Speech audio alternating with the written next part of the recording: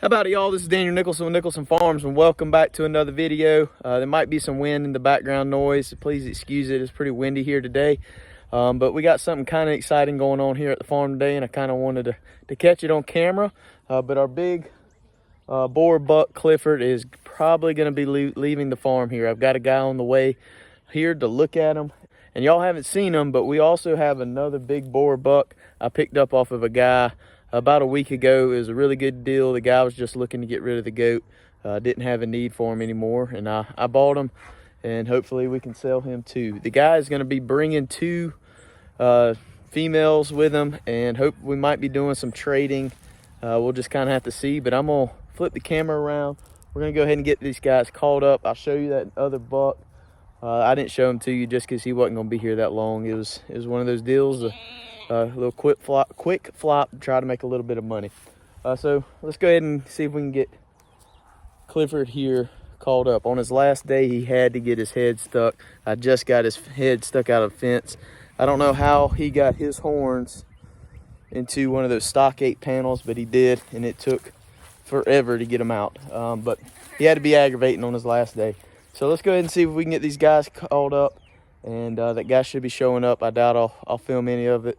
But once he leaves, if we got two more girls, I'll show you those, and we're going to go check on the females here in a little while up at the lease.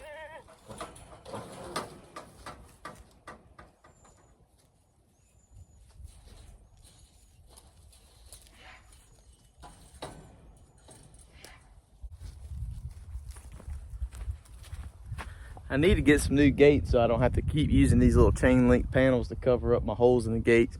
Need to buy some new ones or either put some wire on top of those. Well, the guy just left. He picked up both billies. We wasn't able to come to agreement on the two nannies, so we're not going to be growing the herd any today, but we did get rid of our two big bucks. We got Clyde here left. He didn't go anywhere. We're going to be keeping him for a while, I think. We're going to try to move him down there behind the barn. I'm about to go feed up at the lease. I'm gonna take y'all up there with me. I'm gonna take a cage with me. I'm kind of thinking about just bringing one female back just so he has a companion. It wouldn't hurt anything. So we're gonna run up to the lease and check out the girls and see how they're doing, and we'll see if we bring one home.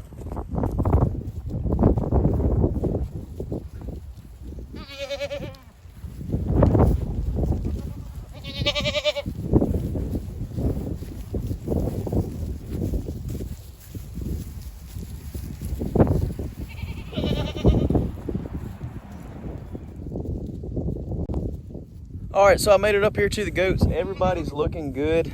We've been getting some really cold temperatures here in the last couple weeks. Really, we had an ice storm the other night, but the goats are handling it pretty well. I've been giving them about 2 to 3 square bales a day, depending on what they clean up and depending on the weather. Today is actually about 60 degrees. It feels wonderful. So they're only gonna get 2 today. But I did start to notice some of their body condition starting to slack off a little bit. So I bought this mineral tub here. This is a 24% cattle mineral tub. It's got, molasses and all kind of protein stuff. Whenever goats or even cows or any ruminant animals are eating a lot of roughage in the wintertime that's not full of protein, that doesn't really have a lot of green leaves, they need some kind of protein to help break down that roughage or that fiber. And so that's why I got that up here. I'll talk about that here in a little bit when I get out of the wind. I kind of want to get the chores done so I can talk to you out of the wind. I don't know how bad it is on the camera. But other than that, everybody's looking good. The pasture, that tub might not be 100% necessary here. As you can see, it's green. This pasture's pretty much, I'd say 90% fescue. Back at the home farm where they just came from, we didn't have any fescue like we have here. So they needed a little bit of protein to kind of help them get going. But also, all these girls are pregnant, so they got a baby growing inside of them. So I want to give them everything they need. So they're good to go. We're gonna walk down here and check on their mineral real quick, and then we're gonna give these girls some hay. I decided not to bring one of these girls home to Clyde. I'm gonna throw him in a smaller pen and get him used to being by himself. He's gonna be by himself for a while. So I don't want to introduce him back to the whole herd, just because I got some of these young girls in here that's if they might have gotten bred. Probably not, hope not. But if not, they're definitely about to be coming in heat. So I want to keep him out, make sure we have all our breeding at one time. So let's go grab some hay and check on their mineral and water and all that good stuff, and then we'll get back home and get Clyde situated.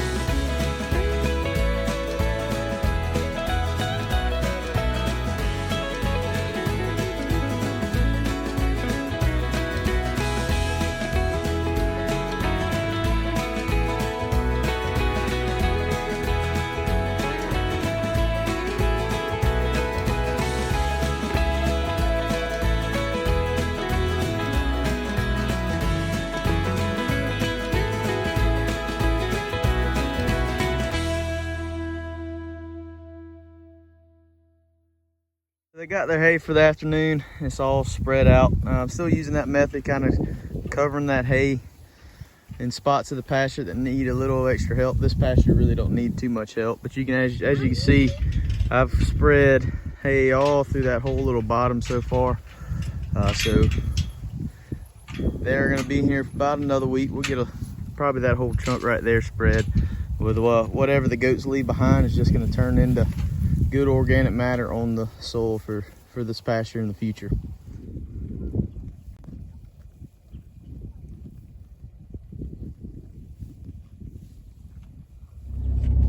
So now that we got the goats fed up, everybody looks good and we're out of the wind, I'm gonna talk to you about that mineral tub. I get it from my local feed store. There might be variations of brands and exactly what's in there depending on what feed store you go to. But that one is a 24% Sweet Licks tub. It's designed for cattle, and I did that on purpose. They do sell a goat tub, but it's only 60 pounds. That tub right there was 200 pounds. So whenever you take the cost of what that goat tub plus what it has in it into consideration, you're really not getting that much bang for your buck. It does have a lot more copper in it.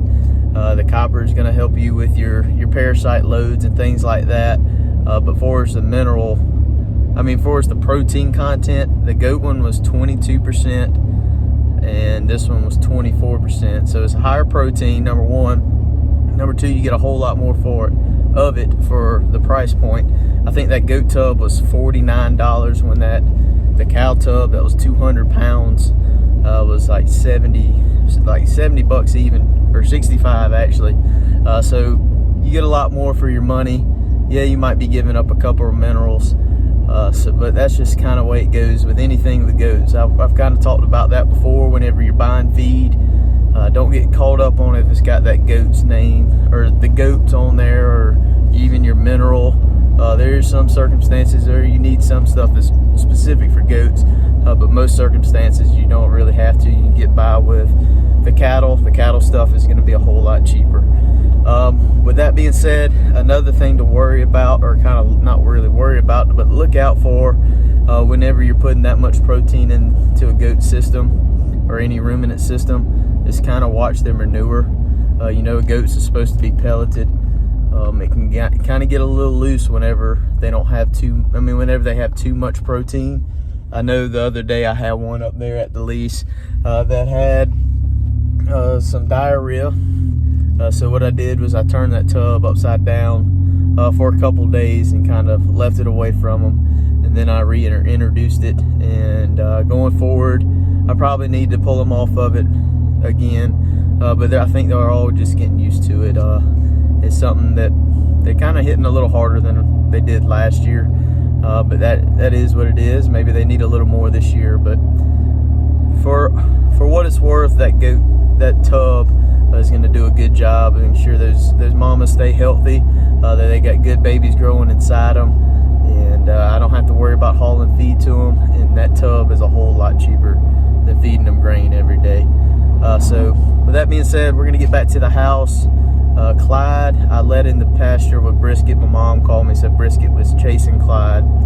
So we're gonna get home, we're gonna get Clyde into his own little pen, get him fixed up with some grain and some hay and some water, and he's gonna be hanging out there for a while. He doesn't have to breed until next year, next December, so he's gonna be separated for a while. But my plan with him is either to get another buck, it's something I've been kind of considering, getting another alternative buck, or either whenever we have babies and we wean the little males off, they'll be going into the pasture with their daddy, I guess. But we're gonna get back to the house and see if we can get him situated. All right, we're gonna see how this goes. Mr. Clyde's over there, gate's here. He's got to go down there. Got a bucket of feed. Maybe we can trick him into following us. He is a little bit wilder than most of my goats, but hopefully get him down there by the barn. He's gonna hang out there for a while. We might can get him calmed down, at least get him used to a bucket good, so we can lead him around as we need to. Mr. Brisket, are you gonna cause a problem? Probably so. Sit down. So we got him out of the pasture. So we got him out of the pasture. Maybe he'll just follow me down there. We'll see. It's going about like I thought it would.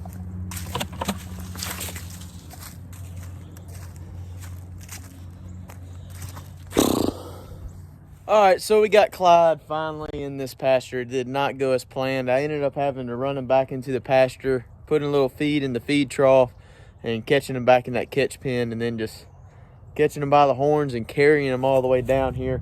But he's in this pen where I keep my rabbits. Got the female over here in the rabbit tractor and the male over here in the hutch. But he's gonna be hanging out in here for a while. He's pretty nervous right now. Understandably, he just got taken away from his buddies, and he doesn't know what to do. But hopefully he'll calm down in the next couple days. If not, we're gonna put a female in here with him just to give him company. The females are actually gonna be coming home from the lease in a week, and they're gonna be in this pasture right here beside him, so that'll give him a little comfort. He's got this little barn behind him. I put him some grain in that little trough right there, and I put some hay in this little hay rack. So he's good to go. He's gonna hang out in here for a little while. I'm hoping to make this little pen eventually just where I keep my Billy anyways, and hopefully he gets adjusted and he can stay by himself, but we'll see. But I really appreciate y'all hanging out with us today. If you haven't already, please hit that subscribe button. We greatly appreciate it. We're closing in on that 1,000 subscriber mark. We should be there about 2 months the way it's going right now, but y'all can help us out today if you hit that subscribe button. We're going to be doing a t-shirt giveaway, and probably throw in a koozie or something like that whenever we hit that 1,000 subscriber mark. So go ahead and hit that button, leave us a comment, hit that like button, and we'll see y'all on the next one.